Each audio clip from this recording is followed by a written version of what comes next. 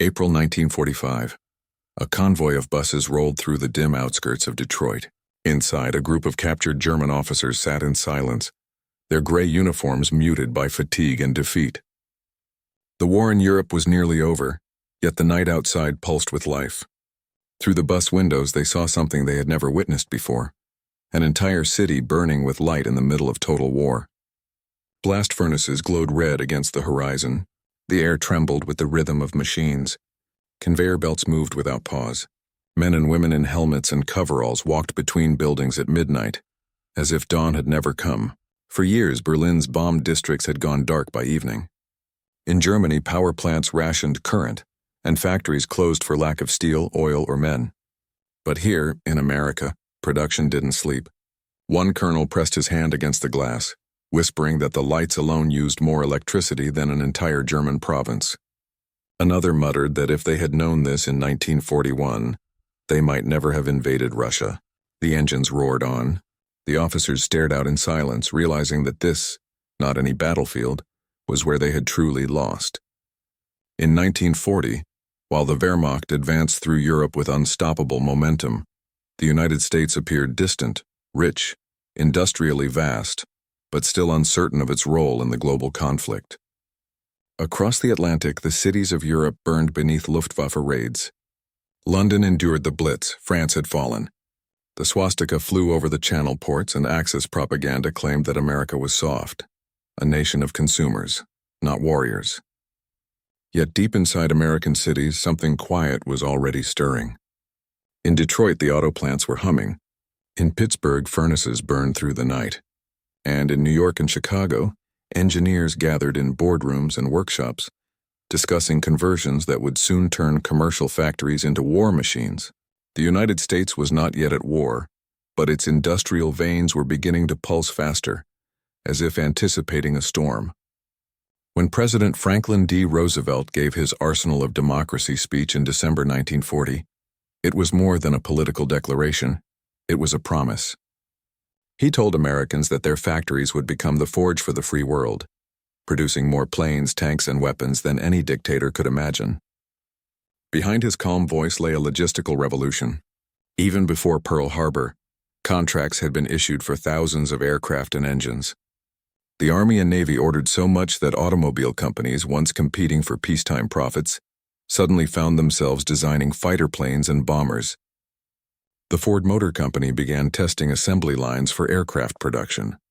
General Motors experimented with tank components. Chrysler prepared to produce engines by the thousands. In Washington, industrial mobilization took on the precision of military planning.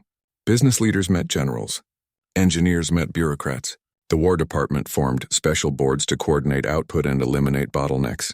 Railroads, shipping lines, and steel mills all began to operate under a single strategic vision: an industrial army without uniforms. Meanwhile, in Europe, German intelligence officers followed these developments with cautious curiosity. Their reports noted the sheer size of American resources, its oil fields, its steel, its automotive base, but dismissed the idea that a democracy could harness them effectively. To many within the Wehrmacht and the Reich's Ministry of Armaments, the American system looked chaotic. Too many private companies, too much labor unrest, too many politicians. They could not yet see what was happening behind the noise. By late 1941, the numbers began to tell a different story. Airplane production had already doubled. Civilian car production, once the pride of American life, was deliberately being halted to free resources for war. Shipyards were expanding at record pace from the Atlantic coast to the Great Lakes. At the same time, scientific laboratories, often inside universities, were conducting experiments in radar, metallurgy, and explosives. All of this was achieved before a single American soldier set foot in combat. When Pearl Harbor was attacked on December 7, 1941, the transformation accelerated beyond precedent. Overnight, the country's industrial system shifted into full mobilization. The United States declared war, but its factories had already begun fighting. Within months, the government created the War Production Board, a central authority to direct materials, labor, and priorities. The automobile assembly lines of Ford, Chrysler, and GM became the backbone of aircraft and tank manufacture. Civilian refrigerators turned into bomb casings. Typewriter plants began producing machine gun parts. Textile mills stitched uniforms instead of dresses. The speed of this reorganization stunned even the Americans themselves. By the summer of 1942, production schedules once considered impossible were being met and exceeded. The scale was so vast that no single nation had ever attempted it before. And yet, despite the immense energy and coordination, few outside America understood the magnitude of what was being built. The Atlantic was wide, the Pacific even wider. Germany's generals still believed that time was on their side, that industrial chaos and democratic inefficiency would slow the Americans down.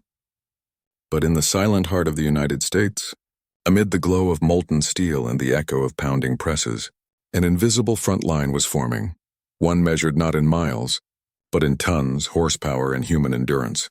It was this unseen battlefield that would decide the future of the war. The morning after Pearl Harbor, America's factories awoke to a new purpose. Across the country, engineers, mechanics, and managers gathered under flickering fluorescent lights to study conversion orders that would redefine their work, and, ultimately, the war itself. In Detroit, the Ford Motor Company halted all civilian car assembly. The last peacetime sedan rolled off the line in early February 1942, its chrome still gleaming, its future uncertain. Within weeks, the same factory floor was retooled for the B-24 Liberator bomber, a machine of war nearly 20 times the size of a car. It was a transformation so complete that even Henry Ford, an industrial visionary, called it the most ambitious production experiment in history. At Willow Run, a small township in Michigan, Ford built an entirely new plant from the ground up, a mile-long complex of steel, glass, and concrete. By 1943, it would be turning out one fully assembled bomber every 63 minutes. The air trembled with the rhythm of industry. The clatter of rivet guns and the drone of turbines became the new American soundtrack. This was only one piece of a far greater machinery. In California, the Lockheed and Douglas factories grew into vast complexes of aluminum and innovation. In Pennsylvania, Bethlehem Steel poured molten metal day and night, producing armor plate and ship components. In Ohio, the Goodyear and Firestone plants turned from car tires to airplane wheels. The War Production Board, led first by Donald Nelson, became the unseen general of this industrial army. It decided which factories built what, how much steel each would receive, and even which projects would live or die. To streamline the process, the government issued victory orders, mandatory conversion directives that turned peacetime products into war materiel. The scope of sacrifice was immense. Civilian construction froze. Home appliances vanished from store shelves. Aluminum pots were collected from kitchens to feed aircraft plants. In nearly every city, billboards proclaimed, "Do the job he left behind." By mid-1942, America's domestic economy had transformed into a single, unified war machine. The workforce itself became a new kind of army. Millions of women entered the factories for the first time, donning overalls and bandanas in place of dresses. They learned to weld, rivet, and assemble engines, fast, precise, and proud. They were no longer housewives. They were soldiers of steel. The image of Rosie the Riveter became more than propaganda. It became the face of national determination. Labor unions, often at odds with management before the war, agreed to minimize strikes. Corporate rivals shared patents and engineering data under government oversight. Universities became research hubs for radar, synthetic rubber, and jet propulsion. The country's vast diversity, engineers from New York, farmers from Iowa, chemists from California, all found themselves united by one collective mission: to outproduce tyranny. By 1943, the numbers defied comprehension. America was building nearly 100,000 aircraft per year, 60,000 tanks and armored vehicles, and millions of rifles, helmets, and radios. Every hour, a new ship slid down a ramp into the sea. The Liberty ships, welded instead of riveted, born from Henry Kaiser's relentless innovation. One shipyard set a record. A Liberty ship launched just 4 days and 15 hours after its keel was laid. German intelligence analysts could hardly believe their own data. The Abwehr's reports from 1943 noted, with disbelief, that the United States was producing more aircraft engines than all Axis powers combined. By then, even Albert Speer, Germany's armaments minister, privately admitted that industrial defeat was inevitable. The American economy, he later wrote, was a volcano of strength. Inside Germany, factories struggled under Allied bombing, fuel shortages, and labor depletion. The Reich's once efficient production line was fractured by scarcity. Each loss on the battlefield further strained the system, while in the United States the opposite occurred. Every victory fed the machine with renewed confidence. By the end of 1944, America had not only armed itself but also supplied Britain, the Soviet Union, China, and dozens of smaller Allied forces. Crates marked Made in USA crossed oceans under the Lend-Lease program. Trucks to the Red Army, planes to the RAF, food to starving civilians. This was no longer just industry. It was strategy made tangible, a weapon more decisive than any gun or tank. As the war drew toward its final act, even captured German officers began to hear rumors of what awaited them across the Atlantic. Cities where furnaces burned without rest, factories that never slept, and a nation whose power seemed inexhaustible. Soon they would see it with their own eyes. The American war machine was not built by machines alone. It was driven by a convergence of innovation, discipline, and human ingenuity that the world had never witnessed on such scale. The heart of it was technological, but its lifeblood was human. The American assembly line, once the hallmark of peacetime prosperity, became a weapon of war. The principle was simple: standardize, simplify, multiply. But under wartime urgency, it was elevated to an art form. In 1942, Ford engineers redesigned their automobile production systems for aircraft manufacture, an almost impossible challenge. Airplanes were delicate, handcrafted machines in Europe. In America, they became mass-produced instruments of precision. At Willow Run, hundreds of subassemblies moved along parallel lines, each worker responsible for a single repeatable action. The result was breathtaking efficiency. From blueprints to bombers, output multiplied tenfold within a year. Similar miracles occurred across industries. At General Motors, tank components were standardized so that replacement parts could fit vehicles from different plants. Boeing perfected modular construction, allowing wings, fuselages, and tail sections to be built separately, then joined seamlessly. Each step reduced labor time and increased reliability. The Germans, whose factories relied heavily on specialized craftsmanship, could not comprehend how Americans maintained such quality under mass production. In 1943, an intercepted German report described American industry as an unending river of steel, moving with mechanical perfection. This new form of warfare was fought not by divisions but by design teams, draftsmen, and logistics officers. Each blueprint became a battle plan, each conveyor belt a front line. Behind the machinery stood 60 million workers, men and women who had never seen a battlefield but shaped its outcome daily. They worked in shifts that blurred night and day. Factory floors glowed beneath arc lights, filled with the metallic thunder of presses and hammers. Women, often fresh from domestic life, learned the intricacies of riveting aircraft skins and calibrating instruments. They developed blistered hands, steady eyes, and quiet pride. In wartime America, every worker became a soldier without a rifle. Posters declared, "You are the front line." African American workers, long excluded from skilled positions, entered the industrial ranks in unprecedented numbers. Executive Order 8802, signed by Roosevelt in 1941, prohibited racial discrimination in defense industries. It did not end prejudice overnight, but it opened the gates of opportunity. In shipyards and engine plants, black and white workers labored side by side, each measuring their worth not by color but by output. Immigrant families, recent arrivals from Europe, contributed in silence, often producing weapons that would be used against their homelands. It was a paradox they carried with stoic resolve. The government and media reinforced the moral weight of their work. Newsreels showed smiling workers signing bomber fuselages before shipment overseas. School children collected scrap metal and rubber for recycling. Housewives rationed food and gas to keep supply lines steady. Even Hollywood joined the campaign, glorifying the worker as the hero of democracy.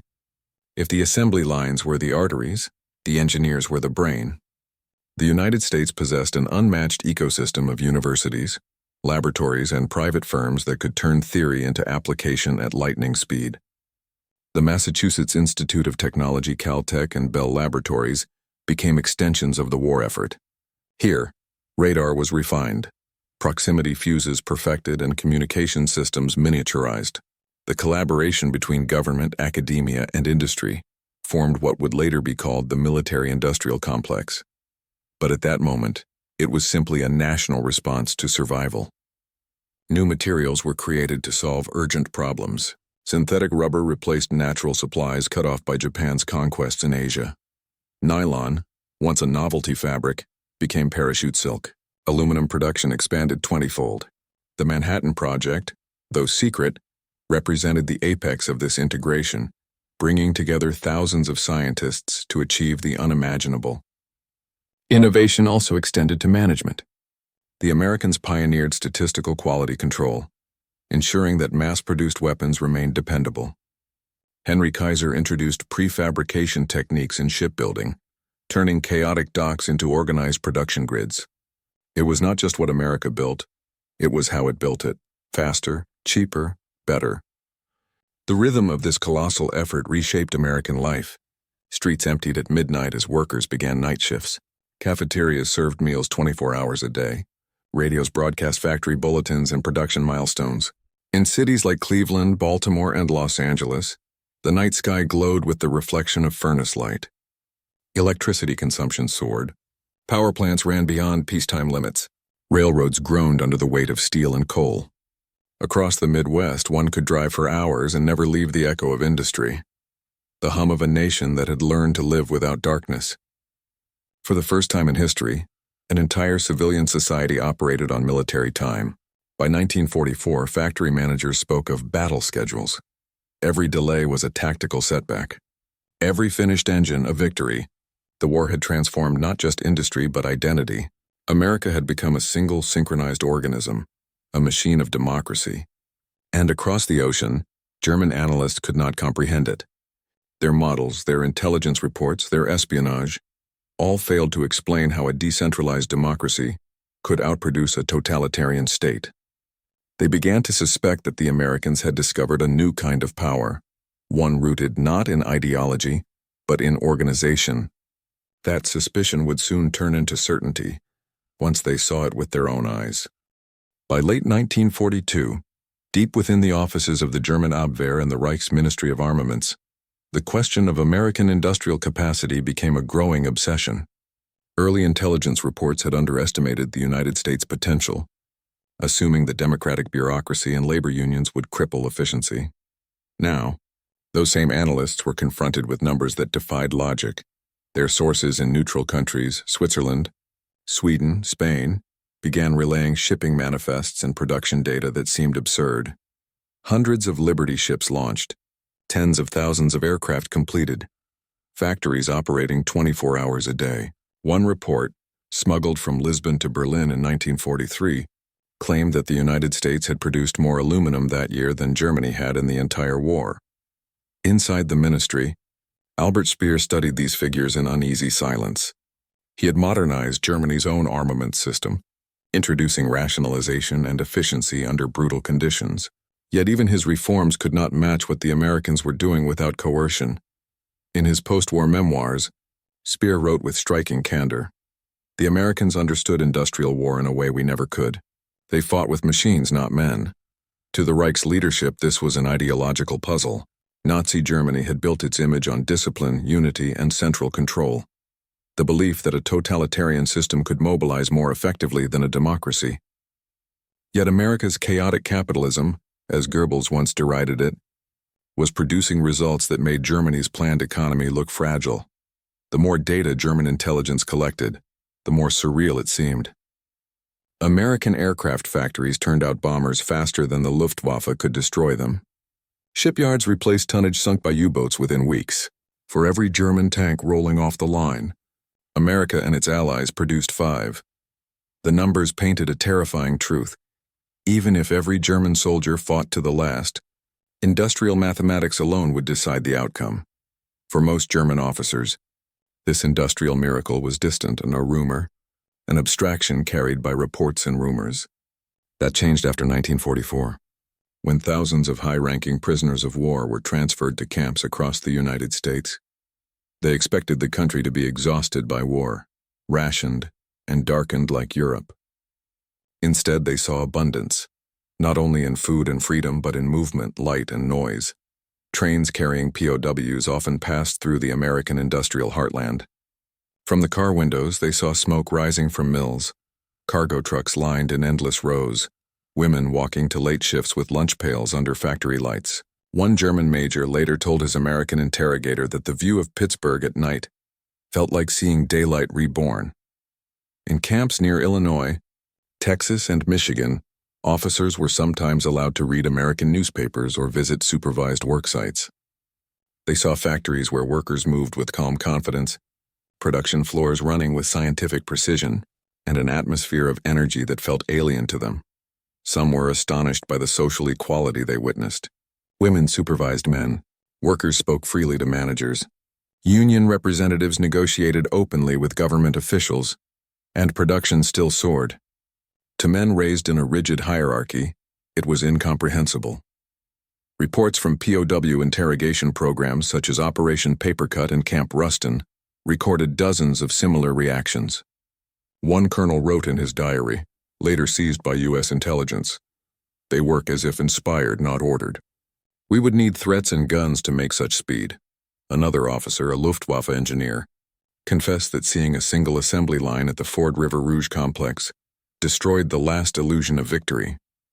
He described rows of engines, hundreds, maybe thousands, gleaming under the factory lights, each one destined for a bomber, each one proof of a war already decided.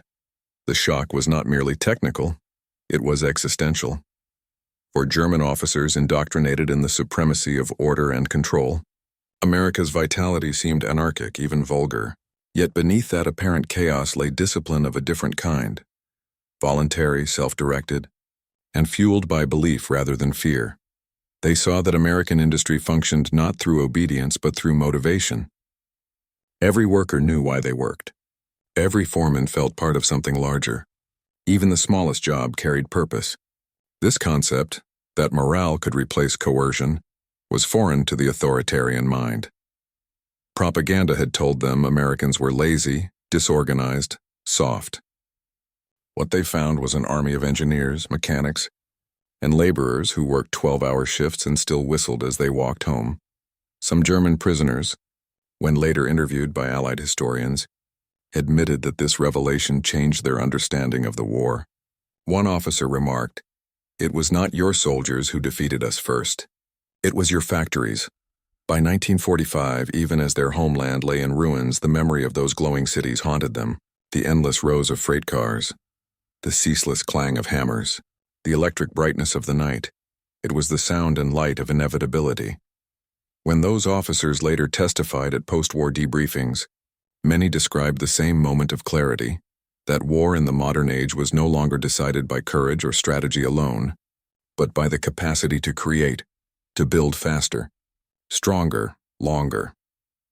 In Berlin, Tokyo, and the last fortresses of the Axis, this realization spread slowly but surely. Radio intercepts and intelligence updates made clear what was happening across the ocean. America was not simply replacing losses, it was outproducing the world. Japan's naval officers despaired at reports of American shipbuilding. Carriers assembled in months, destroyers by the hundreds. Germany's generals heard of tanks and trucks arriving in Europe faster than they could destroy them. Hitler, in one of his final briefings, dismissed the numbers as propaganda, but even his generals no longer believed it. They had seen too many photographs of American ports filled with cranes, cargo ships, and soldiers.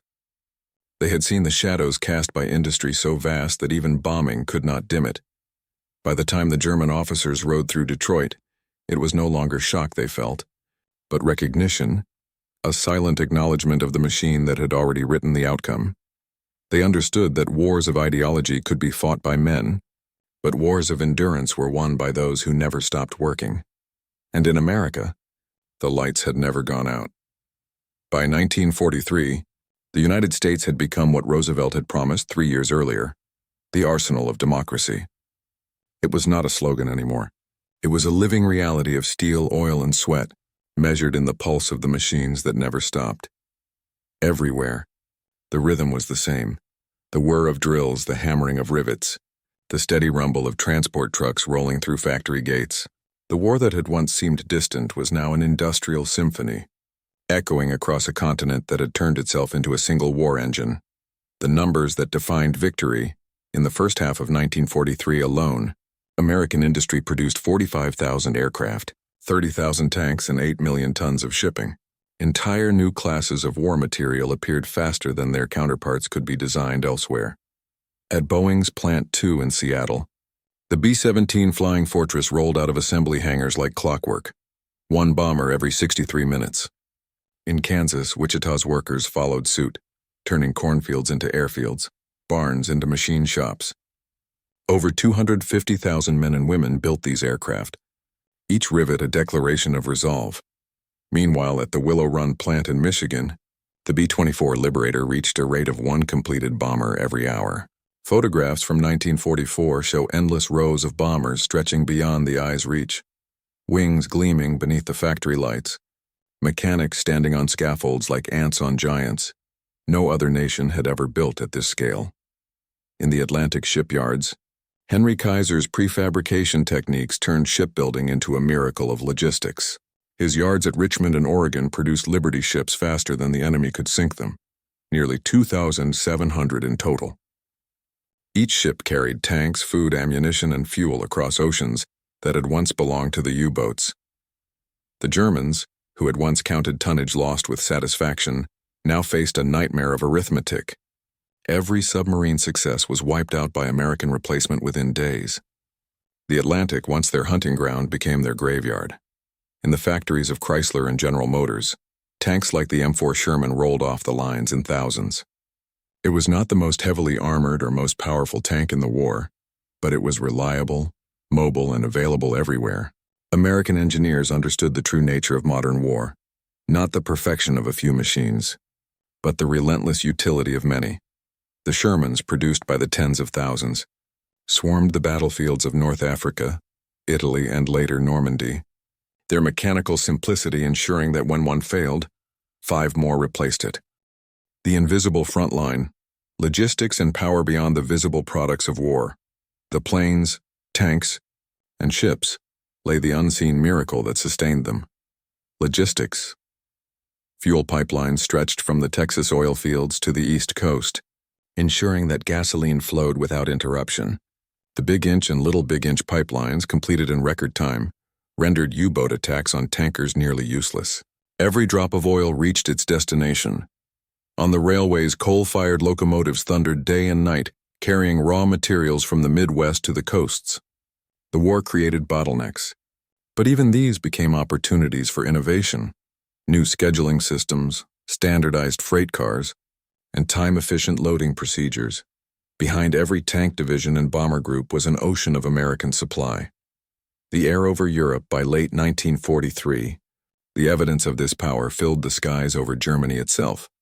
The Luftwaffe, once supreme, now fought a losing battle against formations of hundreds of B-17s and B-24s, an air armada so vast that daylight itself seemed to darken under the shadows of bombers. The Germans counted, horrified as each raid brought greater numbers. Even after losing dozens of aircraft in a mission, the Americans returned the next day with more. The pace was mechanical, inhuman in its consistency. One German fighter ace described it bitterly in his diary. "We shoot them down by the dozen, but they grow from the horizon like new stars." He was right. For every bomber lost, America built 2 more. And it was not only the machines that multiplied. It was the training, the logistics, the replacement parts, the fuel, the coordination.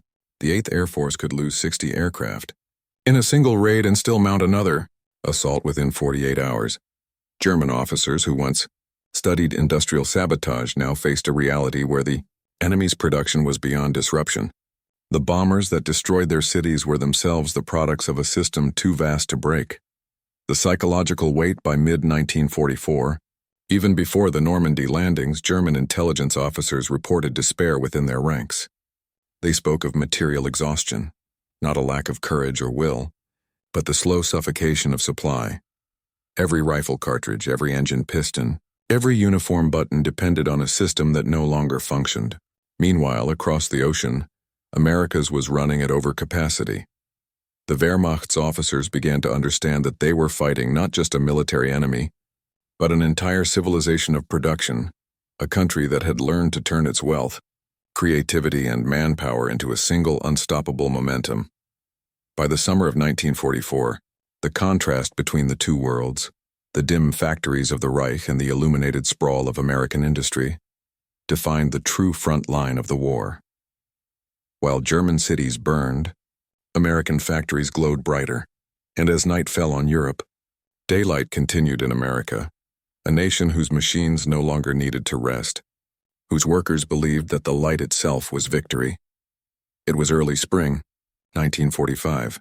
The German Reich was collapsing. Allied forces were advancing from both east and west, and the once proud Wehrmacht was disintegrating under the combined pressure of Soviet armies and American air power. In the United States, however, the war effort reached its greatest height. Factories roared at full capacity, even as the outcome was no longer in doubt. The production tempo did not slow, it accelerated. The goal now was not survival, but overwhelming conclusion. That same month, a delegation of captured German officers was brought to America under military guard. Their purpose, interrogation and study, but what they would witness on American soil would mark them far deeper than any questioning could. Arrival in the arsenal, their journey began at the port of New York. As their ship approached the harbor, the skyline of Manhattan emerged through the morning haze, towers of glass and steel untouched by war. There were no ruins, no fires, no shortages. The city hummed with commerce and confidence, but the real shock awaited them far inland. The prisoners were loaded into army buses and driven across the industrial heartland, from Pennsylvania through Ohio, and finally to Michigan. Along the way, they passed endless columns of trucks, all freshly painted, carrying crates stamped with U.S. Army markings. One officer, a major from Hamburg, later described the journey in disbelief. Every town, every road, every field was alive with machines. We had believed the Americans decadent, too soft for total war. But here, even the children seemed part of the production. When they finally reached Detroit, they were escorted to one of the Ford Motor Company's massive assembly plants. The building stretched nearly a mile. Inside, the air was thick with heat, noise, and rhythm, the pulse of production. There were no silences, no empty hours. Conveyor belts carried engines, wings, and fuselages past teams of workers, men and women together, moving in perfect coordination. The clock on the wall read 2:47 a.m., and yet, the factory floor was alive. One German colonel whispered, "It is night." Another replied quietly, "Not in America." The unending shift, the visiting officers had expected propaganda, a staged display for prisoners. But the tour continued long past dawn. In another section, they saw women working welding torches with precision, sparks lighting their faces. Beside them, African-American laborers hauled steel parts to loading bays. At every turn, someone was working. A U.S. Army escort explained casually, "We work 3 shifts, day, evening, and night. The lines never stop." To the Germans, whose own industries had been crippled by bombing and shortages, this seemed impossible. In the Reich, power plants went dark after dusk. Trains had no coal. Rubber was rationed. Machine parts were scavenged from wrecks. But here, oil flowed freely, electricity was abundant, and new machinery replaced the old before it broke. Every sound in the factory, every hiss, every clang, was a reminder of how far behind Germany had fallen. At one point, a lieutenant asked through an interpreter, "How many such factories are there?" The American guard smiled. "Dozens, maybe hundreds." The lieutenant fell silent. The moment of realization later, as the prisoners were escorted to a viewing balcony overlooking a vast engine assembly hall, one of them, a Luftwaffe officer, turned pale. Below them, workers were mounting Pratt & Whitney engines onto bomber frames in an unbroken sequence, their hands moving with mechanical precision. The officer murmured, "In Germany, we have no aluminum left, no fuel for training flights. And here," he gestured helplessly toward the site below, row upon row of engines, each one destined to carry death across the Atlantic. Another prisoner, once a staff officer in Albert Speer's Ministry of Armaments, said quietly, "This is not war. This is something beyond war. They are building victory itself." What he meant was clear. Germany's system had been built on conquest, on seizing resources, occupying territories, and enslaving labor. But America's power came from within, from its own soil, its own people, its own machines. That difference was absolute. A nation of builders by nightfall. The German delegation was taken to another site, Willow Run. Even from the highway, they could see its glow against the sky, a horizon-wide blaze of white light.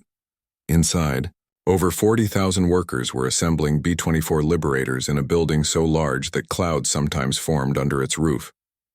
The Germans had studied aerial photographs of this facility during the war, but had dismissed them as Allied exaggeration.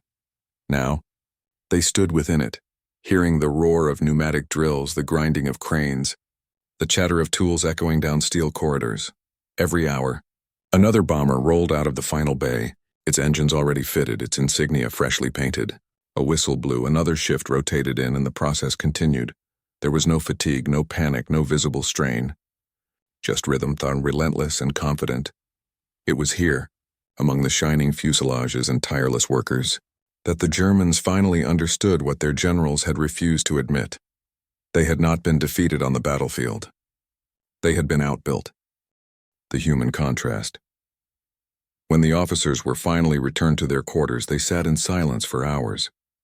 Some stared at the walls. Others wrote brief notes, though none would ever be sent. One captain, an engineer by training, said only, "We could never have done this. Not with our fear, not with our chains." He meant that Germany's system, disciplined, hierarchical, and rigid, had crushed the very innovation and independence that made America's machine possible. In the Reich, orders came from above. In America, ideas rose from below. That difference, when invisible in peacetime, had decided the outcome of the war. As the night deepened outside, the American factories still glowed, vast, unstoppable, and alive. The machines continued to hum, and somewhere in the distance another whistle blew, marking the start of yet another shift. For the German officers who had seen it with their own eyes, the realization was absolute and final. The war was not lost on the battlefield, nor in Berlin. It had been lost here among the endless lights of American industry that refused to sleep. When the guns finally fell silent in May 1945, Europe lay in ruins, but across the Atlantic the lights of American factories still burned, not with the urgency of war now, but with the steady rhythm of rebuilding.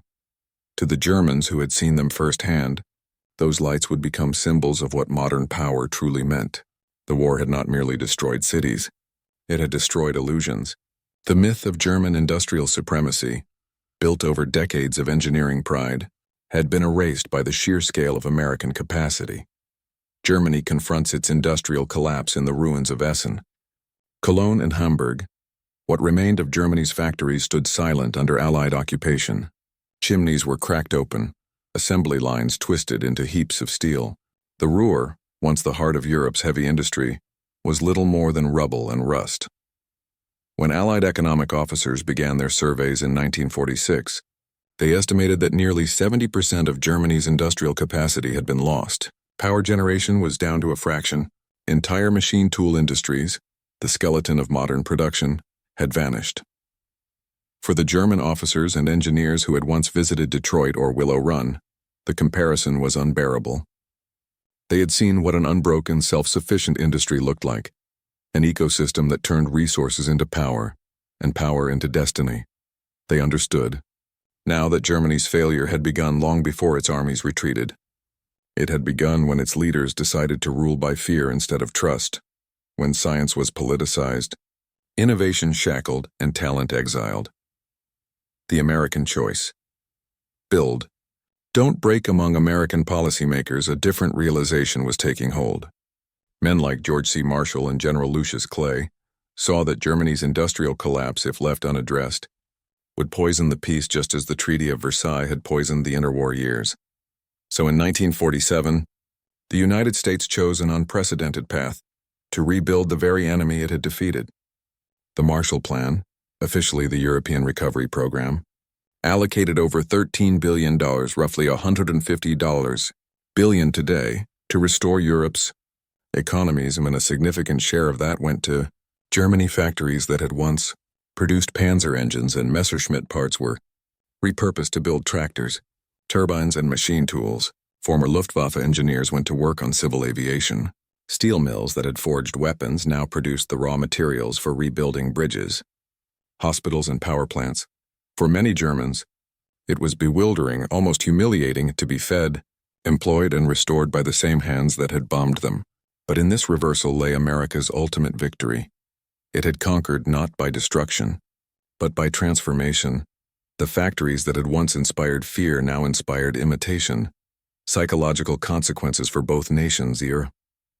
German officers who had seen the arsenal of democracy in person found their memories impossible to forget. In the post-war years, some were called to advise during Reconstruction. Their first-hand knowledge of American industry became valuable, not as military intelligence, but as a model for rebuilding. One of them, a former logistics officer named Carl Meyer, later wrote in a letter to a U.S. liaison, "In 1945, we thought your factories were miracles. Now we understand, they were not miracles, but freedom made visible." It was an admission that echoed across the new Federal Republic of Germany. The post-war generation, led by men like Konrad Adenauer and Ludwig Erhard, built their recovery on principles they had once ignored: decentralization, innovation, and open markets. The Wirtschaftswunder, or economic miracle of the 1950s, was born from that revelation. Meanwhile, in the United States, the war had redefined identity itself. America was no longer just a land of vast distances and wealth. It was proof that democracy could be as efficient, as disciplined, and as powerful as any empire. The image of the glowing factory floors, captured in wartime newsreels, became emblems of national pride. They represented not only victory over fascism, but the triumph of a society built on cooperation rather than command. Legacy of the lights by the 1950s. Those same Detroit and Willow Run plants had returned to peacetime production, building cars, appliances, and airplanes for a world that needed rebuilding. Yet for the men who had seen them during the war, their memory remained unchanging. They remembered the hum of the machines, the light of the furnaces, the movement that never stopped. They remembered how, in the darkest years of the 20th century, America had proven that power could be moral, that discipline could coexist with freedom, and that light itself could become a weapon. And for Germany, those same memories became blueprints. The new factories rising from the ruins of Essen and Munich were modeled not on the strict hierarchies of the old Reich, but on the open dynamism of the American system that had once humbled them. In that sense, the war's industrial climax had never truly ended. It had simply evolved into peace. The officers who once stared in disbelief at America's sleepless factories would live long enough to see their own cities lit again at night, not by fire, but by electricity. And in those quiet, humming streets of post-war Germany, they finally understood the lesson of 1945, that true strength is not measured by conquest, but by creation. Night. A vast American city seen from above, lights stretching endlessly into the horizon. It could be Detroit or Cleveland or Pittsburgh. From this height, the pattern is the same. Grids of brilliance, rivers of fire, streets glowing with the pulse of industry. 80 years ago, these same lights burned through wartime blackout curtains, defying the darkness of the world. They illuminated a truth the Axis powers never understood, that in America power was not forced. It was shared. What the German officers saw in 1945 was not merely machinery, but a civilization organized around cooperation. Each gear, each worker, each engineer was part of something far greater than command. They saw men and women working side by side, free, confident, unafraid, and realized that such a nation could never truly be conquered. The war had revealed two competing ideas of strength, one born of fear and hierarchy, the other of freedom and faith in human potential. On the battlefields, those ideologies clashed in steel and blood. But in the factories, in the roaring, sleepless heart of America, the outcome was already decided. For the men of the Reich, the shock of seeing an economy that never rested was the moment when myth gave way to reality. They had believed power came from obedience. Instead, they discovered it came from trust, from millions of individuals believing that what they built mattered. That discovery reshaped the world that followed. From the ashes of total war, Germany would rebuild upon that same principle. The factories would rise again, this time devoted to trade, not conquest. And across the Atlantic, the lights of American industry would guide not armies but prosperity. Today, the hum of those machines is gone, replaced by quieter engines and digital screens. Yet the lesson endures that freedom, when organized with purpose, can outproduce tyranny, outlast fear, and outshine destruction. The German officers who once stood in awe beneath America's sleepless factories never forgot what they saw. Because in those lights, endless, defiant, alive, they witnessed not just the strength of a nation, but the victory of an idea.